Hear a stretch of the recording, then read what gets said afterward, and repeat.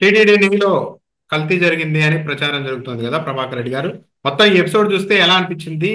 నిజంగానే జరిగిందా, లేకుంటే చంద్రబాబు నాయుడు కేవలం రాజకీయం కోసం జగన్మోహన్ రెడ్డిని దెబ్బ కొట్టడం కోసమే దీన్ని తెరపైకి తెచ్చారు అని అనుకోవచ్చు?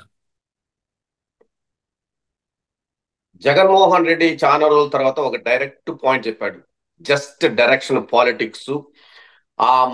ఒక మనిషి టీటీ పరమ పవిత్రమైన భగవంతుడి మీద ఇట్లాంటి వేసే ఆలోచనే రాకూడదని చెప్పాడు. I 100% agri. అతని థాట్ ప్రాసెస్ ఎట్లా ఉంది అనేది నేను అర్థం చేసుకున్నాను. ఒకవేళ ఆయన క్రిస్టియన్ కమ్యూనిటీకి చెందినా గానీ అందరికంటే తగు జాగ్రత్తగా ఉంటాడు. ఎందుకంటే ఇట్లాంటివి చాలా చూశాడు. అతని మీద నీలాప నిందలు చాలా వేశారు ఇంతవరకు. అందరికంటే కూడా ఎక్కువ. అసలు నాకు తెలిసి ఆయన నిద్రపోకుండా చూసుకుంటాడు. ఎందుకంటే వచ్చి తగిలేది ఆయనకే ఫస్ట్ తగిలేదు. ఎందుకంటే పాపము అంటే నేను పాపం అంటే అట్లాంటి పొజిషన్ ఉన్నాడు తను. ఏం ఓపెన్ గా చెప్పాలంటే ఆయన క్రిస్టియన్ కాబట్టి హిందువుకి వ్యతిరేకంగా చేస్తుంటారని ఒక ఇంప్రెషన్ కలిగించడానికి అయితే చాలా కాలంగా ప్రయత్నాలు జరిగాయి. చాలా మనం ఏముంది, ఇప్పుడు వాళ్ళు కులాన్ని రెడ్డి అని కొంతసేపు, క్రిస్టియన్ అని కొంతసేపు, ఎక్కడ పెడితే అక్కడ ఎవడన్నా రెడ్డి ఎవడన్నా పొరపాటు చేస్తే జగన్మోహన్ రెడ్డి వీళ్ళిద్దరు రెడ్లు లేదు. ఏదన్నా ఇంకా మరీ ఇంకా ఏమి పొద్దుపోవడం లేదు. ఏదో విధంగా మనోడిని చేయాలంటే అక్కడెక్కడో తిరుమల ఎవడో తాగితే కూడా వాడు ఏదో క్రిస్టియన్ అనో లేకంటే వైఎస్ఆర్సీపీకి చెందిన వాడినో లేకంటే ఏదన్నా లైటింగ్ లో ఏదన్నా ఒక వింత ఆకరణలు కనిపిస్తే అవేదో జీసస్ సంబంధించినవనో సిలువనో చెప్పడము. లేదు, ఆలయాలని ఊరికేనే కొట్టేస్తున్నారు. ఏదన్నా ఎంక్రోచ్మెంట్స్ పాడు ఉన్నప్పుడు చిన్న ఆలయాన్ని కొడితే కూడా అది పెద్ద భూతద్దంలో చూపించడము, ఇవన్నీ పరిపాటి. కానీ అతి ఎక్కువ ఆలయాలు కొట్టేయడము అతి ఎక్కువగా జరిగింది చంద్రబాబు పాలనలో బాగా చూసుకుంటే. ఎందుకంటే జగన్మోహన్ రెడ్డికి భయమేమో, అంటే తను వల్నరబిలిటీ తెలుసు, తను ఏందనేది తెలుసు అతనికి. ఎందుకంటే బలహీనత తెలుసు, తెలుసు కాబట్టి అది సెంటిమెంట్ కాబట్టి ఖచ్చితంగా చంద్రబాబు కంటే జగన్మోహన్ రెడ్డి పరిపాలనలోనే చాలా భూతద్దాలు వేస్తే చేస్తుంటాడు. నాకు అందుకనే ఒక విధంగా అట్లాంటి వ్యక్తులు ఉంటే నిజంగానే మనకు హిందువులకు మంచి జరుగుతుందని నేను అనుకుంటాను, భావిస్తున్నాను. పరమ పవిత్రంగా ఎవరు అట్లా అడ్డగోలుగా చెయ్యలేరు. ఎందుకంటే అసలుకే మోసం వస్తుంది, సీట్ కేసరి వస్తుంది కదా, వాళ్ళు దాని మీదనే కసరత్తు చేస్తాడు. ఇంకా అబ్బా నాకు భగవంతుడు ఇచ్చాడు ఈ స్థానం, దీన్ని పదిలం చేసుకోవాలంటే నేను అందరి మనోభావాలు కాపాడాలి, వాళ్ళే ఎక్కువ పని చేస్తారు.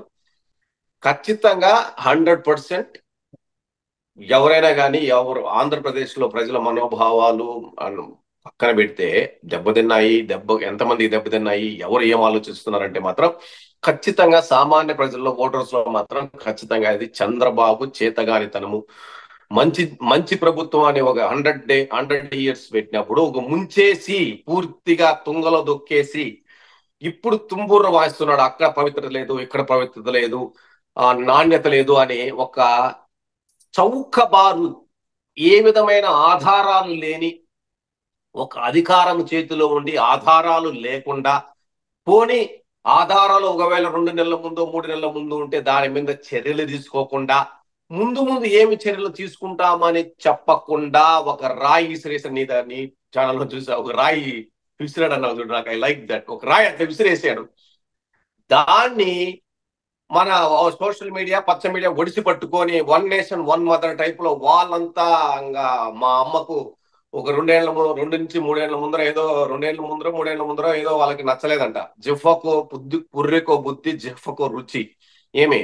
కానీ ఈ పరమ పవిత్రమైన వెంకటేశ్వర దేవాలయంలో జరుగుతున్న ఈ ప్రసాదాల తయారీ గాని అది ప్రతి ఒక్కరూ, ఆయన క్రిస్టియన్ అయినా గాని ముస్లిం అయినా గాని ఎవరు అధికారంలో ఉన్నా హిందూ అయినా గాని వాళ్ళకు తెలుసు భగవంతుని జోలికి వెళ్తే ఉండరు అనేది.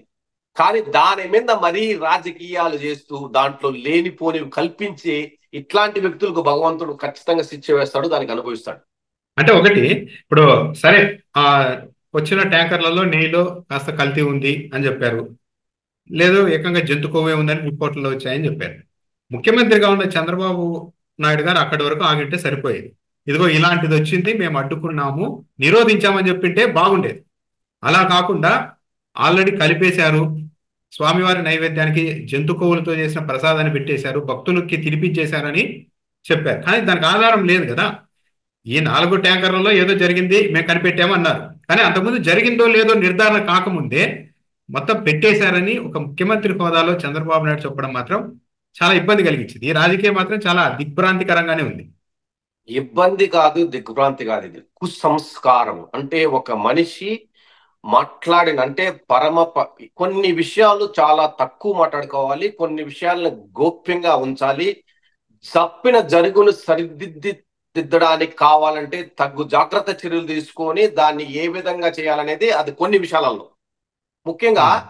ఇంత ఇది ఇది ఈ రోజు కాదు, అనాదిగా వస్తున్న ప్రభుత్వాలు మనుషులు మారినా కానీ దానికి ఒక సిస్టమ్ నెలకొల్పి ఉంది. ఏది వెంకటేశ్వర టిటిడి దేవస్థానంలో ఈఓలు, చైర్మన్లు, ద్వారా దానిపైన ప్రభుత్వం, ఇవన్నీ కూడా ఒక రకంగా బ్రాహ్మణులకే పెద్దపీట వేస్తూ అందులో వాళ్ళ యొక్క చెప్పిన ప్రకారమే, వాళ్ళ యొక్క ఆచారాల వ్యవహారాల ప్రకారమే జరుగుతుంది. Yes, quality also it follows, ఒక పరంపర అది.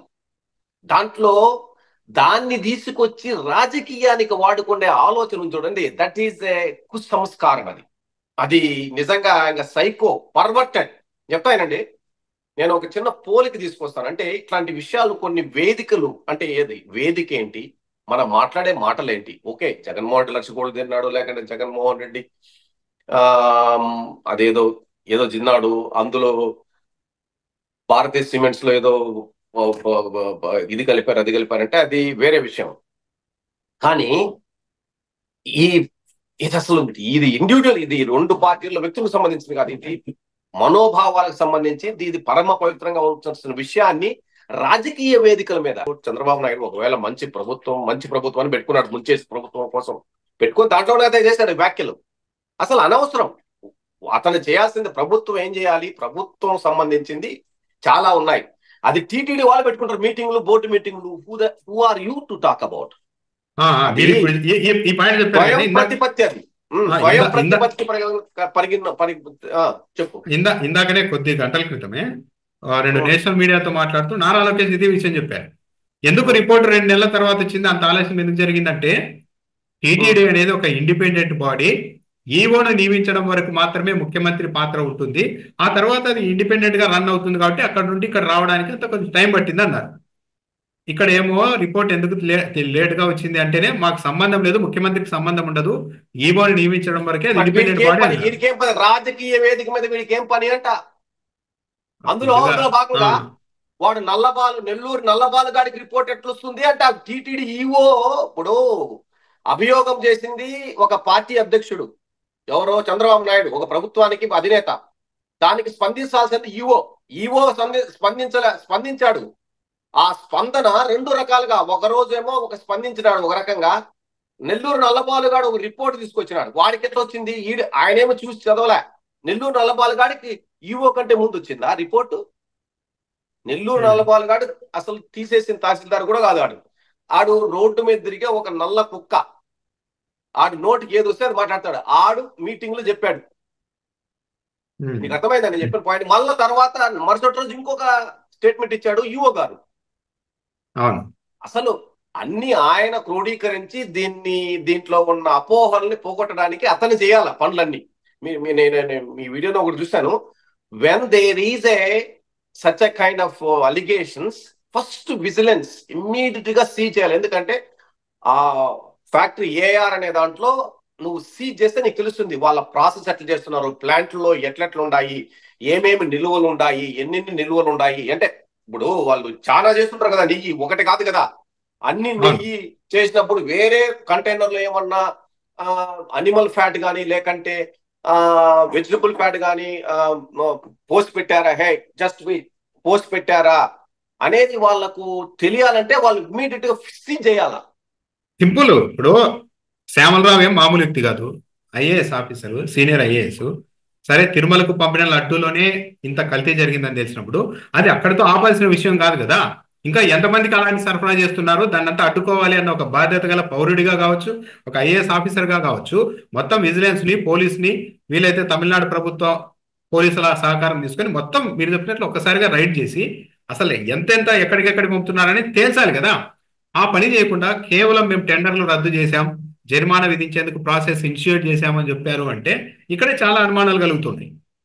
అనుమానం అంటే అనుమానము అనేది కాదు, అసలు దీన్ని రచ్చ చెయ్యాలనుకున్న చంద్రబాబు అసలు ఆ డైవర్షన్ చేయాలనుకున్నది ఎంత రచ్చ అయ్యి తన మీదకే వస్తుందని ఊహించలేదు. అది ఎక్కడికే, ఎందుకంటే జగన్మోహన్ రెడ్డి కృష్ణ కదా అతనికే తుడు అతని మీదకే తోసేద్దామని అనుకున్న తరుణంలో ఈ నెల్లూరు నల్లబాలుగాడు ఈ ఈవో చేసిన ఈ వ్యాఖ్యలు ఇవన్నీ మొత్తం మీద ఒక అవగాహన పూర్తిగా లేకుండా, అవగాహన రాహిత్యంతో, బాధ్యతా రాహిత్యంతో, ఒక పనికిరాని అనువుగాని చోట చేసిన వ్యాఖ్యలకి ఇప్పుడు ఇవన్నీ వస్తున్నాయి. ఇప్పుడు ఇది ఏంటంటే, ఇప్పుడు మనము కొన్ని వ్యాఖ్యలు, కొన్ని సెంటిమెంట్స్ అంటారు ఏదైనా కానీ, ఇప్పుడు పాలిటిక్స్ వేరు, సెంటిమెంట్స్ వేరు. అంటే మతాలు కులాల్ని పాలిటిక్స్ లోకి ఎలా పెట్టకూడదు అనేది నేను ఒక చిన్న చెప్తున్నాను. ఏ విధంగా ట్రంప్ మంచి హై బాగా పోతున్న గ్రాఫ్ ఒక్కసారిగా పడిపోయింది. ఎందుకంటే మాకు అమెరికాలో ఎలక్షన్స్ ఫస్ట్ ఎకానమీ, తర్వాత హ్యూమన్ రైట్స్ కంటే అదే ఈ గే రైట్స్ మీద, లేదంటే ఈ అబార్షన్ మీద, లేదంటే ఇమిగ్రేషన్, ఇవే 4 ఇష్యూలు ఉంటాయి ఇంతే. ఇవే వీటి మీద ఎట్లా ప్రభుత్వాలు ఏముంటాయనేది ఫస్ట్ ఎకానమీ. సో ఎకానమీ ఇప్పుడు బాగలేకపోతే అప్పుడు రిపబ్లికన్ పార్టీలకి ఎక్కువ మంది చేస్తుంటారు, ఎందుకంటే వీళ్ళు పంచి పెట్టేస్తుంటారు అనేది డెమోక్రాట్స్ మీద ఒక ఇది. అందుకనే ఒక్కొక్కసారి ఎకానమీ అనేది ప్లేస్ వైటల్ రోల్, ఒక టాప్ ప్రయారిటీ ఉంటుంది, మిగిలినవన్నీ అటు ఇటు దొరుకుతాయి. ఈ మధ్య కాలంలో ప్రతి ఎలక్షన్ లో ఇమ్మిగ్రేషన్ అనేది కూడా ఒక విధంగా తయారైంది. ఇమ్మిగ్రేషన్ వాళ్ళంతా ఇదేది. ఇదే విధంగా సేమ్ మన నారా చంద్రబాబు నాయుడు లాగానే ఇతనికి కూడా ఏదైనా చిప్పు దొబ్బింది మనవాడికి, వీడికి కూడా 74 ఏళ్ళు మా వాడికి కూడా. ఆడు ట్రంప్ ఒక ఊర్లో ఒక డిబేట్ జరుగుతుంది, నేషనల్ డిబేట్, అన్ని ప్రపంచ దేశాలు వాచింగ్, ఎవ్రీబడి. ఒక సెంటిమెంట్ అదే, ప్రతి ఒక్కరికి ఏదో ఒక సెంటిమెంట్ ఉంటుంది. తల్లిదండ్రులు నాకు సెంటిమెంటు, నాకు హెల్ప్ చేసిన స్నేహితుడు నాకు సెంటిమెంటు, నాకు అన్ని సెంటిమెంట్, దేవుడితో పాటు సమానంగా అన్ని సెంటిమెంట్లు ఉంటాయి.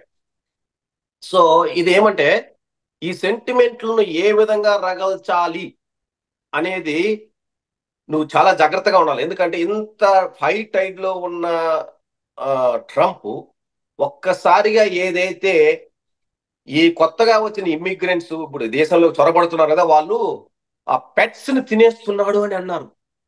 అది ఎంత తప్పు అంటే, పెట్స్ ని ప్రాణంగా ప్రేమించి సెంటిమెంట్ గా ప్రేమించే వాళ్ళు ఇప్పుడు అందరూ తెల్లోళ్ళందరూ, ఇక్కడ తెల్లజాతి పౌరులు కానీ అమెరికా పౌరులు అందరూ కూడా, వాళ్ళు రిపబ్లికన్సా డెమోక్రాట్సా తటస్థులు అనేది కాకుండా కానీ అందరికీ ఆ సెంటిమెంట్ రగిలిపోయి వాళ్ళు ఊహించలేకపోతున్నారు.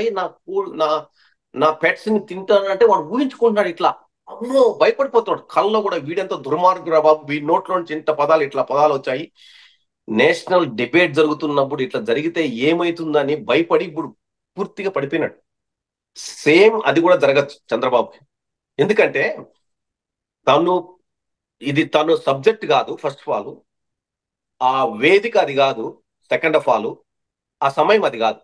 ఏదన్నా అలిగేషన్స్ వచ్చినప్పుడు, ఎవరన్నా చేసినప్పుడు వాటి మీద ఏదైనా సమగ్ర విచారణ జరుగుతున్నప్పుడు తను ముందుకు వచ్చి మాట్లాడచ్చు. కానీ ఒక వేగ్గా ఎక్కడో ఒక పార్టీ మీటింగ్ లో ఒక భగవంతుడి సెంటిమెంట్ మీద మాట్లాడడం, సేమ్ దానికి దీనికి నాకు పోలిక అనిపిస్తుంది. సెంటిమెంట్, నేనేమి సెంటిమెంట్ అంటే జంతువుల్ని భగవంతుడితో పోల్చడానికి కానీ. మరి అయితే మీడియాలో మాత్రం పెద్ద ఎత్తున, నేషనల్ మీడియా నుంచి లోకల్ మీడియా వరకు చాలా మంది, ఏది ఎల్వి సుబ్రహ్మణ్యం కావచ్చు, రమణ దీక్షితులు కావచ్చు, ఇలాంటి వాళ్ళు కూడా హఠాత్తుగా వచ్చేసి ఈరోజు చాలా తీవ్రంగా మాట్లాడుతున్నారు.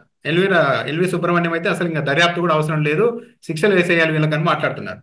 దీన్ని ఎలా చూస్తారు, ఈ మీడియా రోల్ కావచ్చు, కొందరు పెద్దలు మాట్లాడుతున్న విధానాన్ని? ఇప్పుడు మీడియా ఏముంది, ఇప్పుడు ఒకటి మాత్రం నేను చెప్పగలను, వన్ మదర్ వన్ నేషన్ అనే టైపులో నువ్వు బాగా చూస్తే చంద్రబాబు నాయుడు వ్యాఖ్యలు చేసిన వెంటనే కొంతమంది ఒక డిఫరెంట్ యూజర్ నేమ్స్ లో same content copy and paste చేసేసారు మొత్తం. వాళ్ళ అమ్మ ఇంగ్లీష్ లోనే అంతా 2-3 ఏళ్ల వరకు వాళ్ళ అమ్మ నాన్న వాళ్ళకి ఏదో తేడాలా వచ్చిందంట. అవునులే, ఎందుకు తేడా వస్తుంది? కొంతమంది సమాజానికి, కొంతమంది సామాజిక వర్గానికి, వేరే సామాజిక వర్గం వాడు సీఎం అయినా కానీ, పోనీ ఆ సీఎం ద్వారా నియమించబడే ఒక చైర్మన్ అయినా కానీ, పోనీ అందులో ఈఓ అయినా కానీ, తన కులకోడు లేకపోతే ఎవరికి లడ్డు రుచించదు అనేది వాస్తవం.